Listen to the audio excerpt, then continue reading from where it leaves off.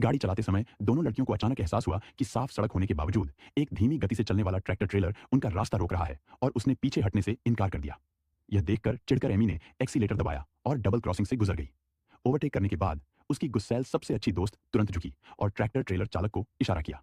उसे क्या पता था कि यह छोटा सा इशारा उन दोनों के लिए मुसीबत बन जाएगा। ओवरटेक करने के बाद वे ज्यादा दूर भी नहीं गई थी कि एमी ने अचानक अपने रियरव्यू मिरर में देखा कि ट्रैक्टर ट्रेलर बहुत तेज गति से उनकी ओर आ रहा है। ये सोचकर कि यह कोई गुस्सैल ड्राइवर है, एमी ने जल्दी से उसे रुकने का इशारा किया और नतीजा ठीक वैसा ही हुआ जैसा उसने सोचा था।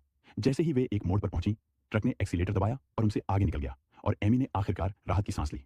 ऐसे ड्राइवर से जितना हो सके दूर रहना ही बेहतर है।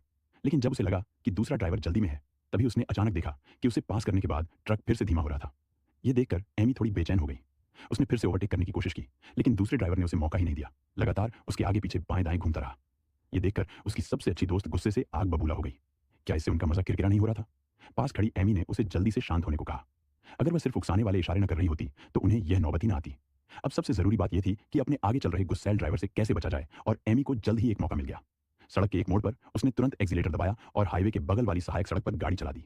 अपने बड़े 5.0 इंजन की बदौलत उसने मुख्य सड़क पर वापस आते समय ट्रक को आसानी से ओवरटेक कर लिया।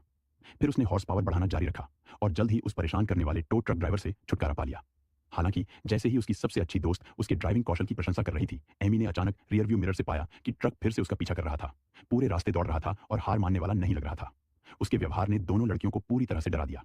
यह देखकर कि दूसरी पार्टी कार का करीब से पीछा कर रही थी, एमी ने अचानक महत्वपूर्ण क्षण में स्टीयरिंग व्हील को तेजी से घुमाया, ब्रेक लगाया और कार को सड़क के किनारे सर्विस एरिया में रोक दिया। फिर वे दोनों रेस्तरां में चले गए। जब तक कि टो ट्रक दूर न हो जाए तब तक इंतजार करने का इरादा था। जब उसे एहसास हुआ कि हालात ठीक नहीं है, तो उसने जल्दी से अपनी सबसे अच्छी दोस्त को बताया और उसे रेस्टोरेंट से टो ट्रक ड्राइवर ढूंढने के लिए अपने साथ चलने को कहा।